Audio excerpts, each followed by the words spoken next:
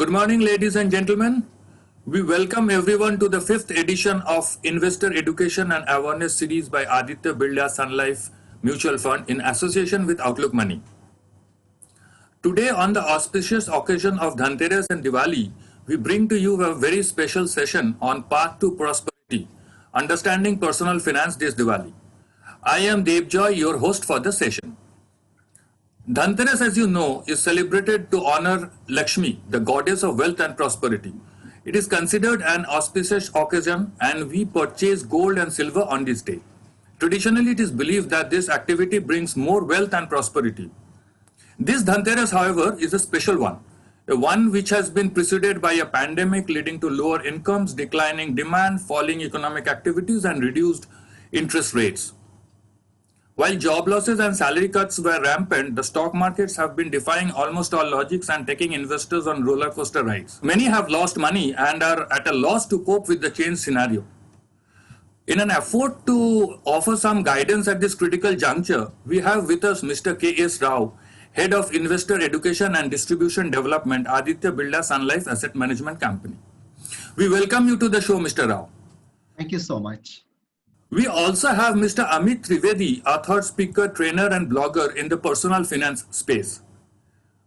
Welcome to the show, Mr. Trivedi. Thank you so much. And finally, we have Ms. Kiran Telang, certified financial planner and a founder member of the Financial Planners Guild. Kiran, welcome. We welcome you to the show. Thank you. Now, my first question would be to Mr. Rao. Mr. Rao, as every one of us is aware of this, that this Dhanteras is an entirely different one. Economies have been severely hit due to the pandemic, incomes have dipped, many have lost jobs, and the stock market seems to be behaving erratically. What do you think are the steps retail investors should take this Dhanteras to secure their future?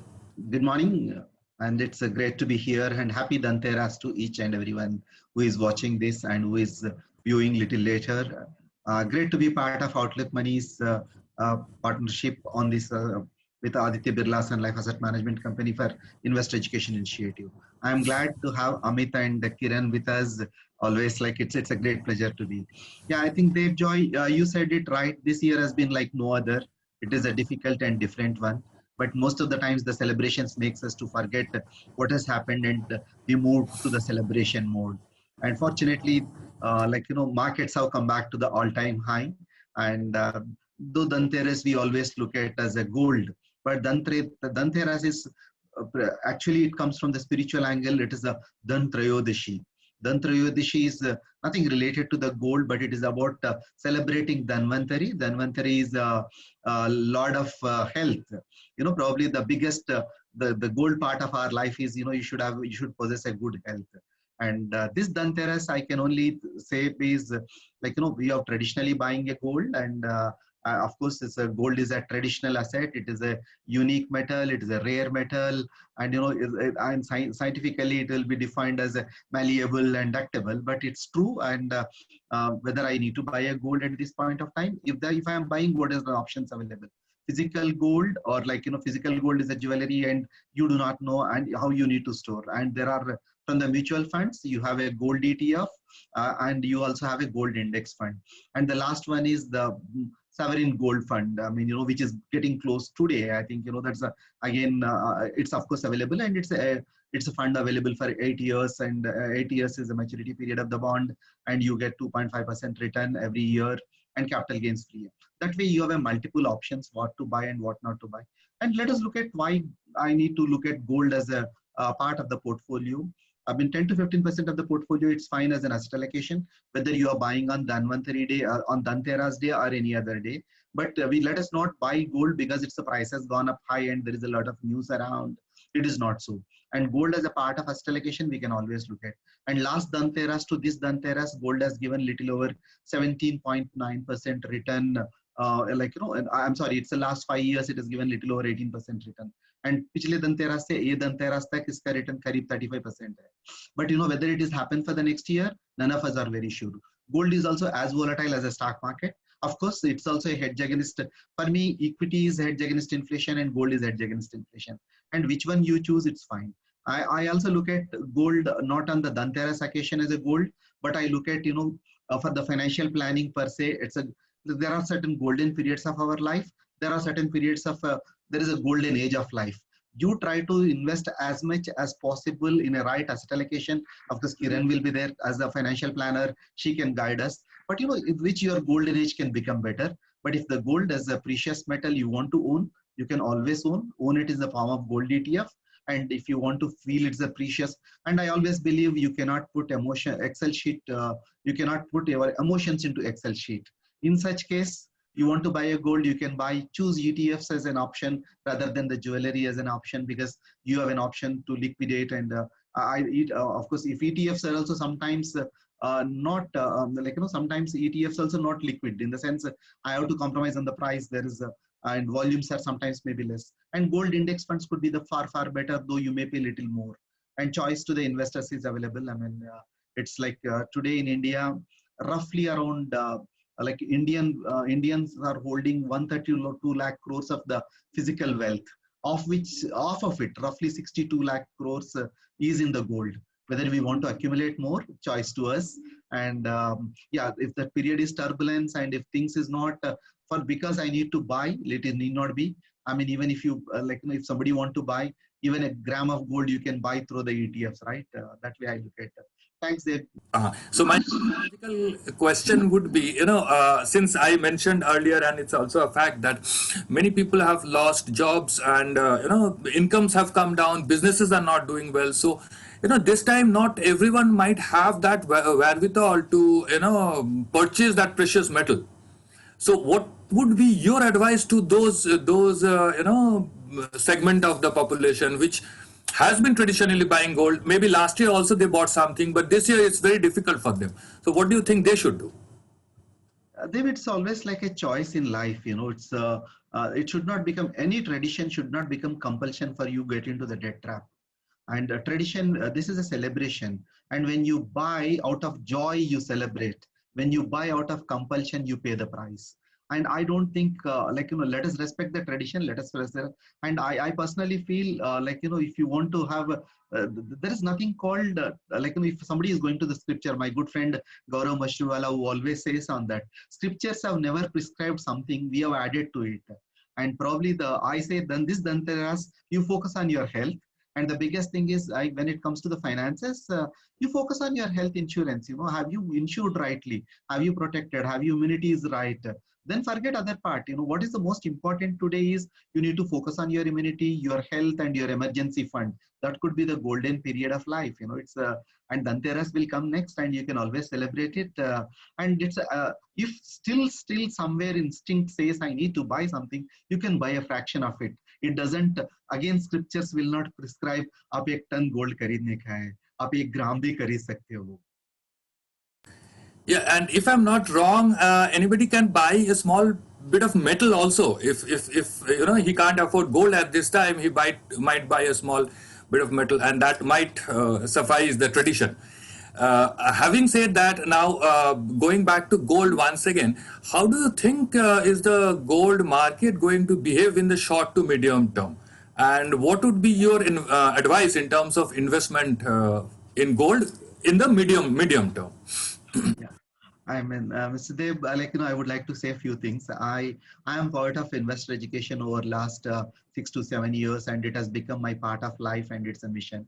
I never look at while investing in equity or investing in the gold by looking at the price and investing, by speculating at the gold and investing. I always go by like Kiran's formula, there is a life goal for me, there is a financial goal for me. I invest according to my goals, but not according to the market reactions, the first part of it. But if I can look at gold as a traditionally, I'm not forecasting of the past, I'm just looking at the past data. If I go back in 1980 in US, gold was, I think it's $850 per ounce, $850 per ounce. Today it is 1980 or somewhere around 2000. I was reading a report, it may be a 2500 it will go. And gold is always it's always having a negative correlation with equity. This time it can be a positive correlation with equity, but traditionally it's a negative correlation with equity. And which way gold is going, it is going to be a part of my asset allocation. It's fantastic. Let us not predict the gold price and invest. And most of the times where we are investing, when the prices are high, either in the stock market or in the gold, because that's where our mind and attention catches with a higher price. My humble request with every investor is look at your goals and make your goals as a golden period for your life, and not the gold as a price and you start investing on that, because price is always it's correct, and it, you know, you get into the different kind of emotions. And if I look at, you know, $850 in 1980 and today 2020 we are looking at, in 40 years it has doubled, means, you know, effective rate of return for the US investor is 3.6%. For Indian investor, because of the currency, like, you know, it's a purchasing power parity and rupee convertibility and the taxation in India, you would have got little higher return. Again, if I look at last 10 years and 5 years, last 5 years gold has given 18% return, and last 10 years it's 10%, last 15 years it's 11.9%. Still it is in line with the equity markets. And probably have little bit of first allocation, don't look at price, and never ever predict that, you know, prepare for it, but don't predict how the gold price can go. And if it is going to be an emotional one, emotional touch, I can own part of the gold, and it can, like, you know, in your portfolio 10 to 15%, it's perfectly fine. And it's very difficult, and I'm not in the business of prediction in any case. Yeah. Okay. So invest in gold. I'm sorry. Invest in health and look at the health of the long-term portfolio. That's the advice that's kind of you're giving as of now. Okay. Absolutely, Dev. Now, yeah. So now my next question would be to Mr. Trivedi. Mr. Trivedi, interest rates are on the fall, inflation is on the rise, and stocks are exhibiting erratic behavior, impossible for retailers to crack. I think yesterday we crossed a new all-time high and everything. So given this situation, is it a time you think to relook and churn one's equity-related investment portfolio, or maybe the total portfolio structure? Thank you so much for this wonderful question. And these are not easy times, definitely, especially from the point of view of what you described earlier, the situation of most people, that there have been job losses, there have been income drops, etc., etc. Now, first of all, that itself plays on the mind heavily. And then coupled to that, the investment markets behaving in a sort of manner that is difficult to grasp. Having said that, the moment we look at the current situation, it always looks baffling.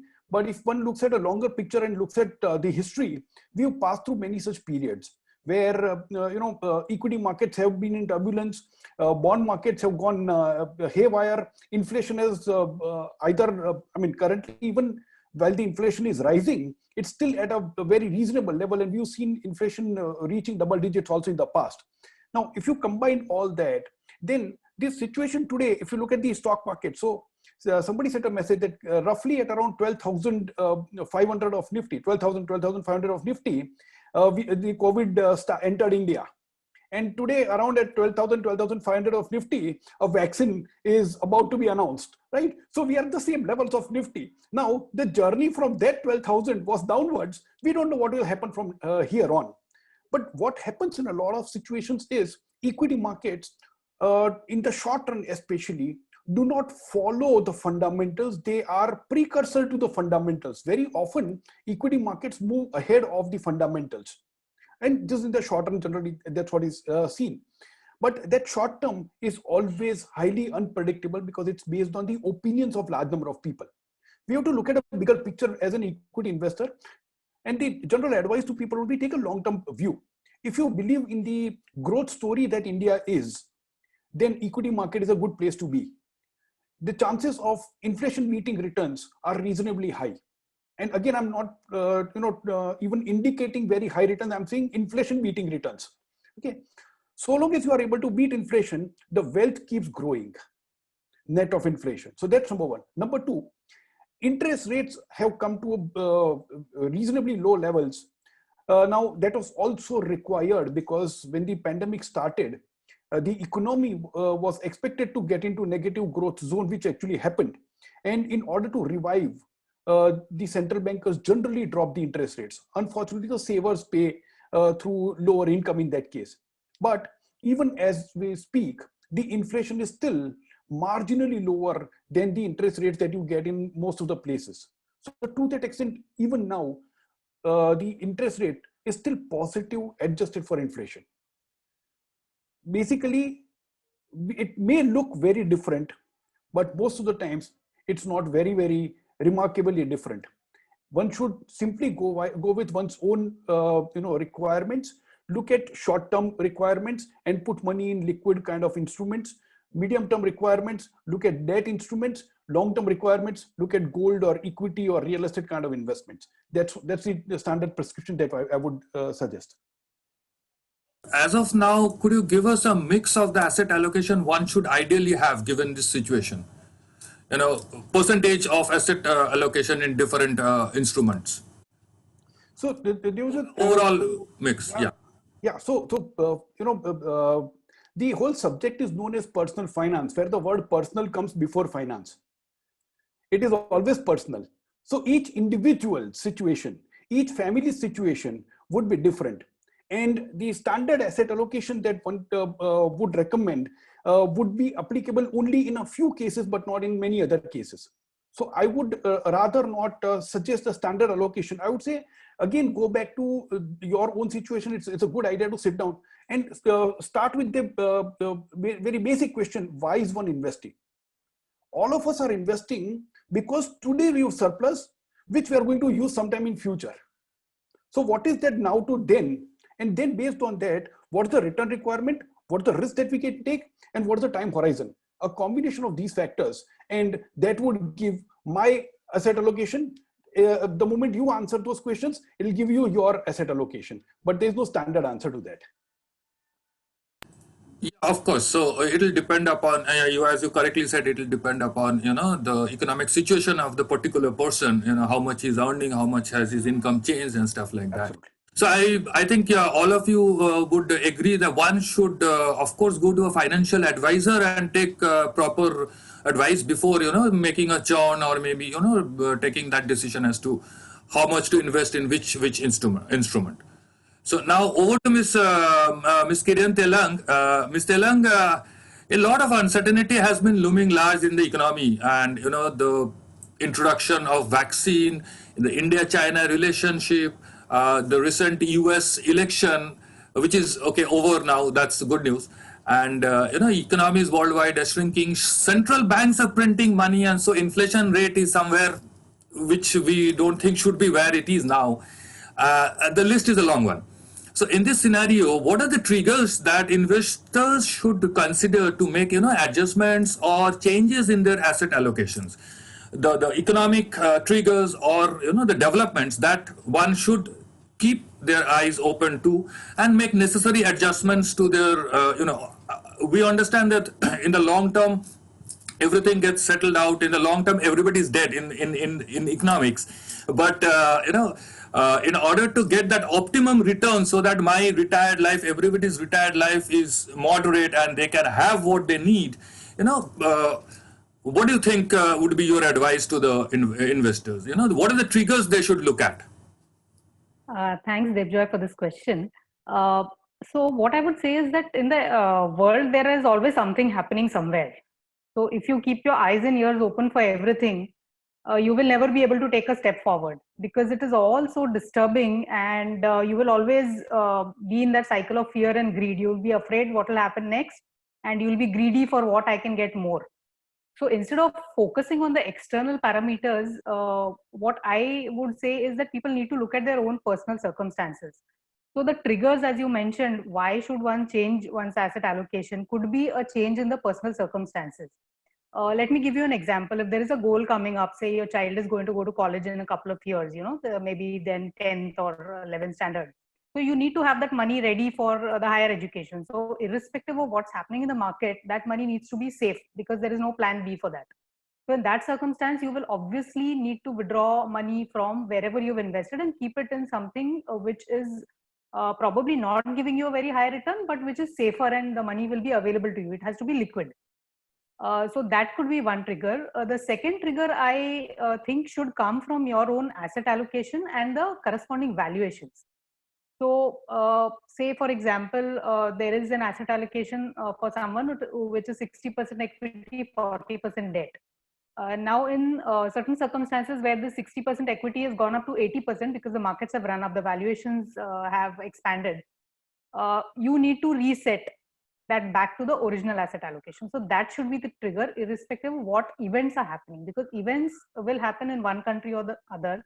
And there are too many things. I mean, there is no way any individual, whether he is a layman or an expert, can figure out what's going to happen next, because the linkages are also too many, so it's very difficult to fathom. So it is easier to keep a focus on your own situation and act accordingly. I think so. The triggers basically should be your own goals and the valuations, and change the asset allocation accordingly. Yeah, so the advice is don't panic, don't think too much about the economic development or whatever is happening outside there.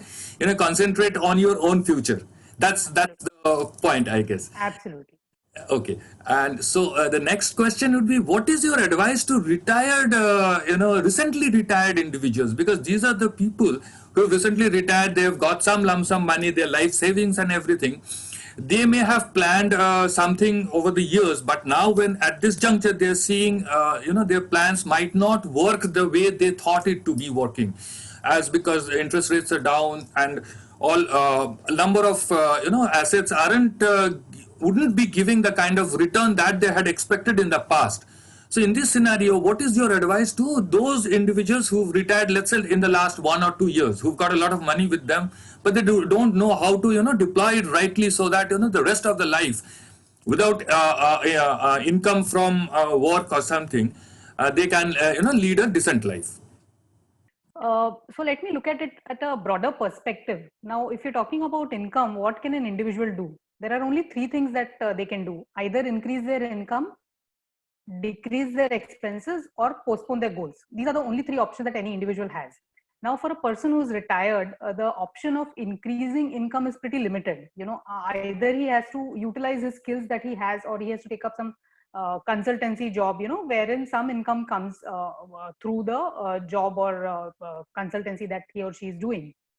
The second obviously is up to the person whether he can reduce his expenses, because see, what happens is we get used to a certain lifestyle, and after a point it's very difficult to come down from that lifestyle.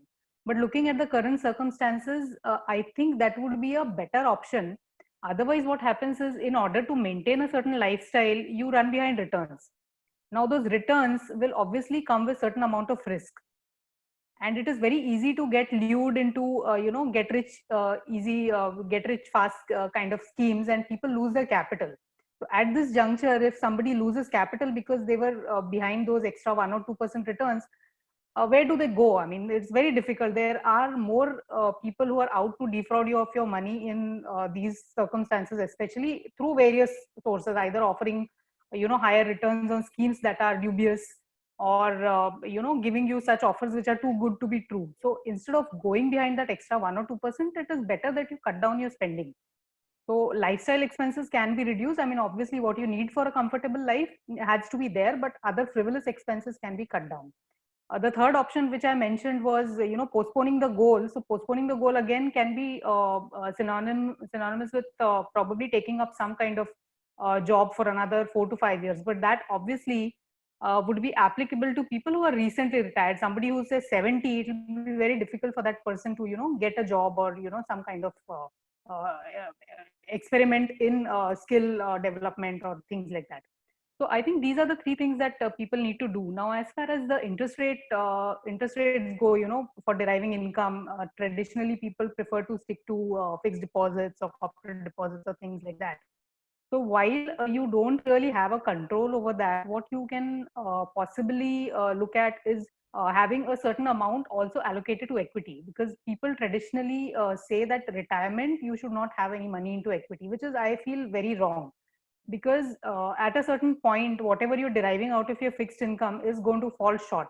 There is inflation. Inflation doesn't go away anywhere. So some point of time, you will need to have some extra money coming into your capital itself, which can provide you income. So that capital enhancement can happen only through investments in equity. So I think there should be a broad division between debt and equity in case of a retired person. The debt should be for income generation, and the equity should be for future enhancement in capital, so that the income doesn't fall short. So I think that could be a very, very simple kind of breakup for somebody who's retired recently. That's an interesting mix which you gave, Kiran. Now back to Mr. Rao. Mr. Rao, would you like to highlight a few new investment avenues, including new products that may have opened up opportunities for investors during this time? No, not the traditional ones which we've been talking about, but certain new avenues have opened up.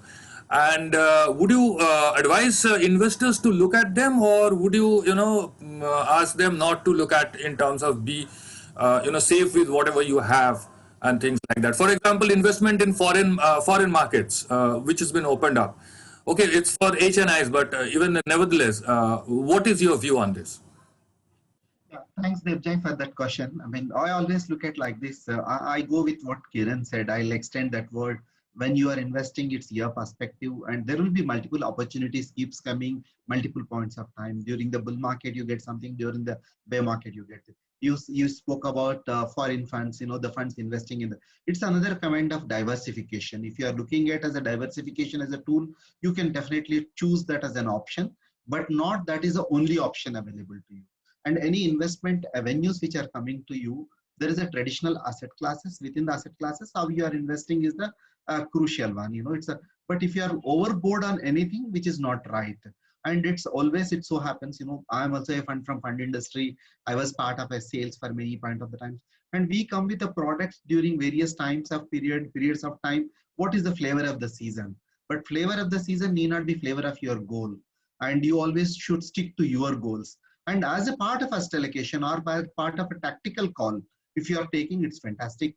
Whether and now fortunately there are certain innovations which have happened, which is the easiest way to invest is one is now the many of the ETFs which are coming in, and you are looking at ETFs. That's the easiest way you want to invest, and that's an option available to you. And you want to take little exposure on the international equities. That's a fantastic option available, and it also helps you to hedge against the currency fluctuations. For example, you have a child education to go, and you want to invest for your child education. Probably you can invest in the foreign equities in such a way so that tomorrow any currency fluctuation happens, you are very comfortable. You can still pay the fees in the dollar terms to your child for tomorrow. That way it can help. But don't look that is the only instrument available to you, and that don't look at that's the only there should not be a FOMO kind of but fear of missing out. It's please do look at your. I think earlier Amit said person before the finance, what suits for you, and what Kiranji said is your goals and your purpose and what is that your circumstances. Within that frame, you can always look at, and these are the options available. And the other best part is in Indian mutual fund industry. Thanks to the regulator, I mean, after this categorization, life has become much more easier. Where you want to invest, what you want to invest, and how do you want to invest. Life has become much more simpler and easier. And when it comes to your personal finance, make it as simple as possible so that tomorrow you will not struggle either to redeem or anything. I'll also tell you one more thing, Devjoy. In the last 6 months, there was too much of volatility. Market was at the all-time low and market was at an all-time high now. And given this scenario, and when somebody want to redeem, you had an advantage with the mutual fund industry. Never your liquidity is stopped. Even during the tough times, you could redeem when you need your money, it has come back to you. And this is a time you can just relook at your asset allocation. Probably you feel which is the asset is over, probably after I was doing a first session with Outlook Money, myself and Amit ji was there at the time. We were looking at, my equity allocation and debt allocation was 50-50. Today, thanks to the market, my equity has gone to 70 and debt has become 30. Probably it's a time for me to rebalance rather than looking at where I can invest. I can reallocate my assets. That's the best way. But I think, my financial planner can do that job for me. Then I can only see whether it is going right or wrong. That's the best way to look at it. So, okay. So now my next question would be to Mr. Trivedi. Mr. Trivedi, this might sound familiar to you. As far as putting your money in the right boxes is concerned, what is your advice to viewers? In my understanding, there's nothing called best investment, which is best for everybody. There are appropriate investments and there are inappropriate investments. So that's how I would define right boxes, just to clarify that background. Now, where does this right come from? The right is what suits my situation at the current point in time, an individual situation at the current point in time. Now, it is first of all, As I said earlier, it is personal finance, so it is individual. Next is at the current point in time. So my situation also would change over the years. And a lot of times, as Mr. Rao was just mentioning some time back, that at one point in time, his asset allocation or rather his division between equity and debt of his portfolio was 50 and 50. And today, equity is far higher than that 50-50 allocation. Now, if that happens, then also simply because of an external factor called the market price movement, the allocation is changed and it warrants some action on part of him or his advisor or mutual fund distributor, as the case may be. So what are the right boxes? Just to give make it a little simpler for most viewers, if I'm looking at any time period which is up to a year or so, then liquid mutual fund kind of category may be the right category. If I'm looking at a 1 year to 3 year or maybe up to 5 years horizon, then a debt fund kind of category could be the right category. And 5 years, 7 years longer could be the balance advantage or aggressive hybrid fund, or the equity mutual fund can be the right category.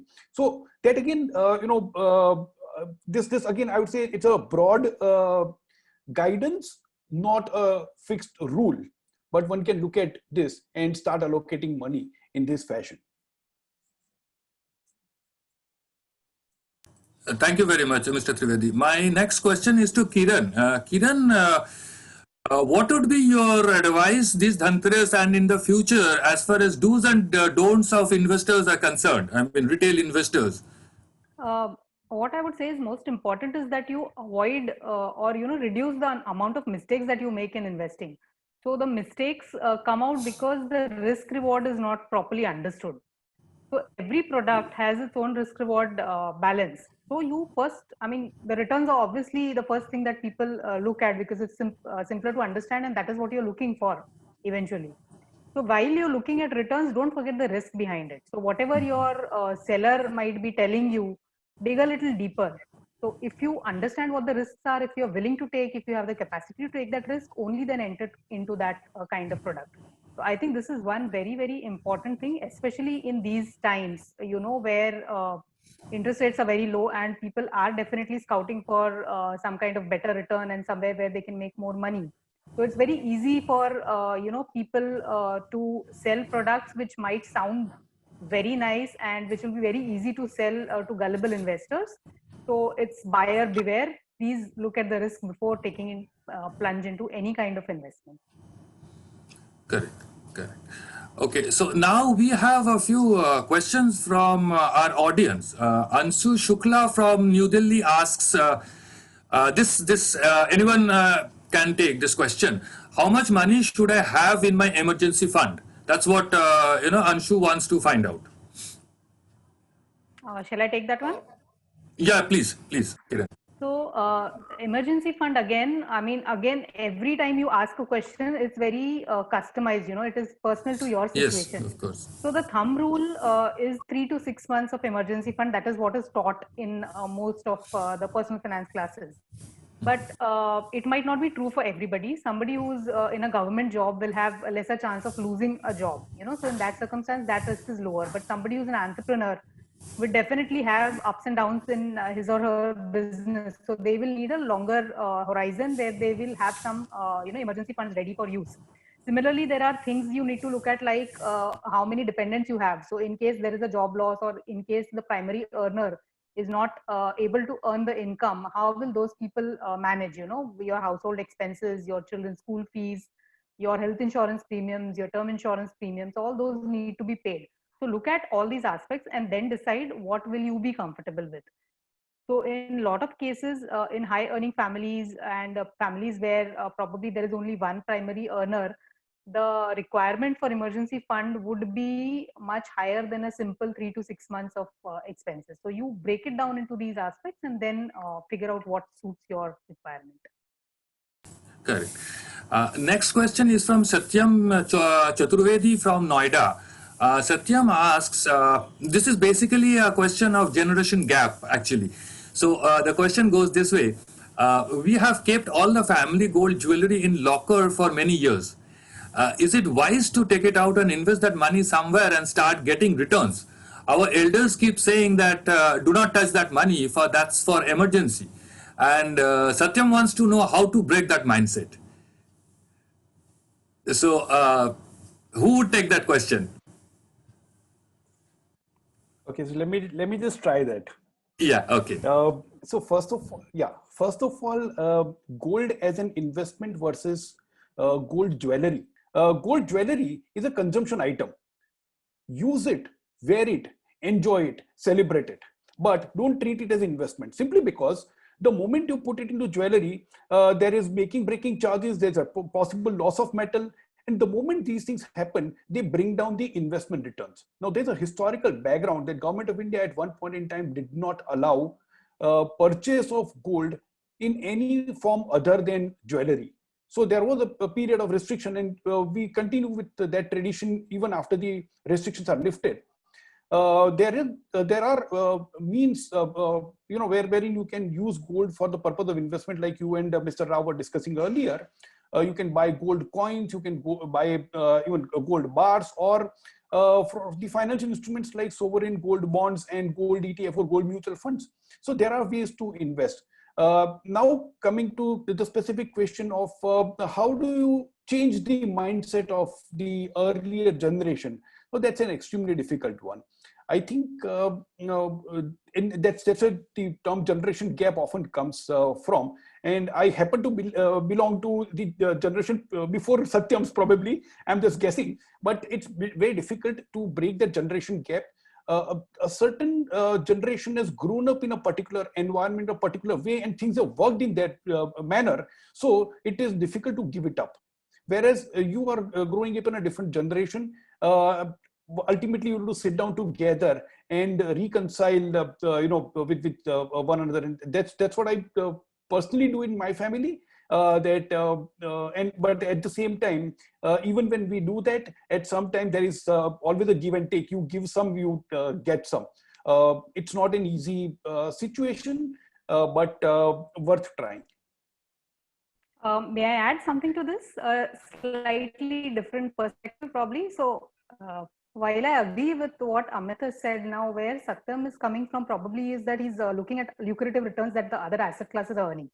That is the reason he is looking at this gold which is in the lockers, which could be a lump sum investment that is available to him to put in, say, equity or other assets.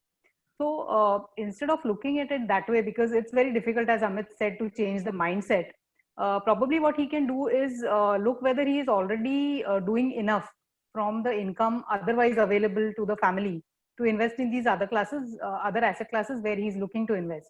And probably this gold can really be something which, while they're using, it can also be an emergency fund, as the earlier generation used to think. So in a situation like current situation, say if somebody has lost a job, every other avenue is closed. In such circumstances, these kind of gold is usually sold. I mean, it is very, very rare occasion where family gold or family silver is sold. So maybe just let it be, instead of ruffling the feathers, and look at what you can do in your other income and whether that is fully utilized first. So that could be another perspective that probably can be seen. Yeah, so the takeaway is let the gold stay in the locker, use it as in marriages, wear it, and it's a consumable, so consume it. That's the basic thing, and possibly the last resort in case of an emergency, the last fallback point. Now we have another question. This is for Mr. Rao, and Omkar Nath Singh from New Delhi asks. How can one financially plan for a job loss? This is one, and I would like to add one question of mine is, if somebody is an employee working somewhere and he wants to start a job, start a business of its own, what kind of buffer do you think should that person have so that he can move over seamlessly from working 5 to 6 in the 10 to 6 in the evening to a job where he is the owner himself, the boss himself? So both these questions are to Mr. Rao. Thanks, Devjai. I mean, it's a very difficult question you put to me. I always look at like this. If somebody is job loss is always painful for any one of us. And but in the current scenario, which has become part and parcel of it, we all need to prepare for it. It's in the stock market, we can't predict what is going to happen, but you need to prepare for what is going to happen. It could be when it's the all-time high, prepare for the low, likewise. And coming back, if somebody want to start up and all, it's a life we take series of decisions, and every decision, I think earlier Kiranji was talking about emergency fund or contingency fund. If you have planned for your finances well, and then if I'm changing a profile, if I'm getting into the new profile, and what is the time I will take, I can always assess that. It could be 1 year, it could be 2 years, yes, it could be this is a period of a transition. During this transition, whether my existing finances can support me in the loss in case, first part of it. Second part of it is, eventually that is becoming successful, nothing to look at. If it is not going to be successful, then it may extend by another 1 year to look for something else. Then can my emergency fund can be little higher, and can I look at in the options all my goals are being met. And this is where it comes the story of the financial freedom, or it comes a financial independence, or financial wisdom, I can call. Then it comes during the good times. Are you saving enough? Are you having the you're not excessively leveraged, and then you are having a prudence about managing your money? That makes all the difference. Probably all I can look at is your financial discipline is equally important in your life than any other discipline for your health or for anything. And to plan for something good, if day before yesterday, I was addressing a business school of Kolkata. These boys were asking very, the questions like this is my passion in life, what I can do. And first of all, before you reach to the passion, you need to have that kind of a comfort, whether you can manage. Later, once you get that, and they were talking about this financial independence and retiring early, that FIRE. FIRE is easy to speak, very difficult to follow. But if you follow, then you can live your passions. And probably Kiran could be a better person to guide on this, because she would have seen many such cases, people coming, and various cases of financial planning stage where people could have come to her, and this problem she would have addressed. Absolutely, Rao sir. Actually, what you mentioned is correct, that FIRE thing is very difficult to follow. And I mean, it's more, I would say, more glamorous rather than, getting down to the brass tacks and working hard to actually achieve it. Very few people are able to actually do it. And entrepreneurship, I feel it's also a leap of faith, because you will never be prepared enough. You don't know how long your venture will take to actually make money. So basics, 2-3 years worth of insurance premium, school fees, basic house expenses should be kept aside. That itself could be a huge sum depending on your lifestyle. But it's always a leap of faith. And job loss, one point what I would like to add is people still think it's a stigma, so that mental block against accepting it as a part of life now has become pretty common. Earlier, it used to be very uncommon. So that negativity seeps in, if there is a job loss, people kind of try to hide it from other people, and, then it becomes that much more difficult. So be open about it. It's a part of life, and okay, you lost one job, you'll find another one. It might be a while before you get something, but it's fine. And just move ahead. Very well. Sir, would you want to add something to these two questions, as in terms of answers? Yeah, so a couple of things. As Kiran was very rightly mentioning, this is not a stigma. It's happened. The job loss which are happening, especially during these times, are not the fault of the person who's lost the job. It is the economic situation which has resulted into this. So to that extent, yes, it's a bad situation financially, but it's not a reflection on the person's abilities. So to that extent, I think it's a very valid point that one has to see.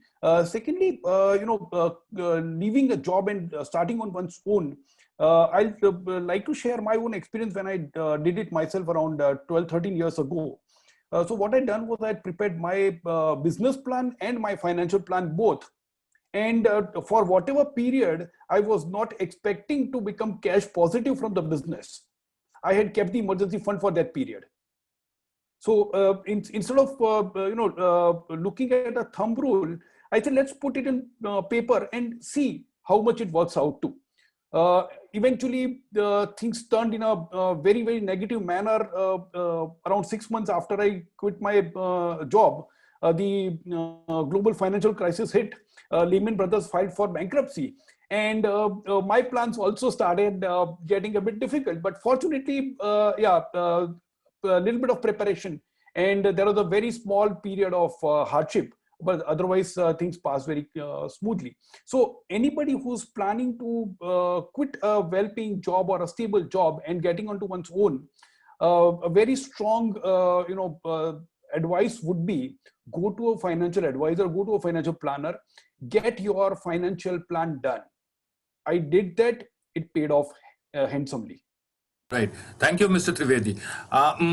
Any particular advice to investors? This one is for anybody who wants to take it first. I would want the entire panelist giving some sort of advice as and concluding thing for this session. So starting with Mr. Rao, any advice for investors, retail investors out there?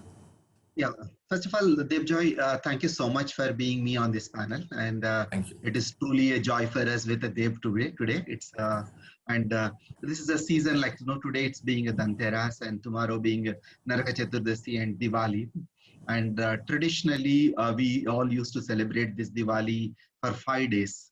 Before this Dhanteras, it's called Vagbaras. And technically speaking, on the financial education side, are you educated yourself well? The first thing, celebrate Diwali of your life by understanding Diwali in a right perspective. The first thing is Vagbaras. You understand, have a knowledge of everything what you're doing, whether you are investing or in your personal life, or earlier Amit ji said on your business plan. That creates awareness. Second, the foremost is today's being a Dhantrayodashi. It is taking care of your own health is the most important perspective, and not just a physical health. In spite of a great physical health, there is a next day morning, there is every possibility we don't know who is in the hospital. And then, it's always right to have a right health insurance. Otherwise, it will impact you in a very badly on your financial planning. Means, take care of your health, take care of health insurance. And tomorrow comes Naraka Chaturdasi, is always, killing the demon. In the current scenario, the demon is our own behavior. And understand your behavioral finances, your biases, and when you are investing, why you are investing, your emotions attached to it. Can you create the toxicity out of it? Then comes the truly celebrating your wealth of Diwali. That's the goddess Lakshmi. And I quote here, a friend of mine who is a MFD in Lucknow. Whenever I go to Lucknow, he hosts me, and he tells me one thing. I learned this definition from him. जिसके पास लक्ष्य होता है उनके पास लक्ष्मी होती है. And have your financial goals right, so that your financial planning right, and reach to the financial prosperity right, then you can celebrate Goddess Lakshmi. And that's a celebrate. Very correct, sir. Very correct. Yeah. And Mr. Trivedi, would you have some advices for our viewers? I think Diwali is a period where most of us start cleaning up the house and to prepare for the festival. So my suggestion to everybody would be, use this days of holidays to declutter your portfolio, clear up your financial mess. Most of us have created a big mess in our finances. And it just happens because we are busy in our life in various other activities that we conduct, the job, the profession, the business, whatever we are into. Because of that, we don't get enough time to look at our own financial situation, and we end up creating the mess. Declutter that, clear the mess. Whatever is unnecessary, reduce it, throw it away, and consolidate at one place. And then there will be time for celebration anyway. So consolidate, clear the clutter. Along with the clutter from the house as well as the financial clutter that you've created. Over to Kiran. Kiran, what is your advice for investors? What I would say is, looking at Dhanteras, Dhan, your wealth is not only financial wealth. There are other aspects to it. There is social wealth, as Gaurav has written in his book, social wealth, emotional wealth, and other aspects, spirituality. So all those things are there. So take financial wealth in the right perspective. Make it a part of your whole life. What you need to do in your finances is take that first step to clear things out. People might, be fearful of taking that first step of accepting their situation and moving out of it. So just take that first step. After Diwali is also the new year. So it is time for new beginnings, to take the first step to clear out the mistakes that you've made, accept them and move forward. As if you don't accept the mistakes, it will be very difficult for you to move forward. So take that first step and I think you will be set. Yeah, so take that first step and move forward. With that, we come to the end of the 5th edition of this Investor Education and Awareness Series by Aditya Birla Sun Life Mutual Fund. Thank you very much, Mr. Rao, Mr. Trivedi, Kiran. Thank you for being part of this show, and thank you very much. Happy and prosperous Diwali to each one of you and to all the audience. And may you have a wonderful Diwali and have a great new year ahead. God bless you all. Thank you. Yes, thank you. Thank you.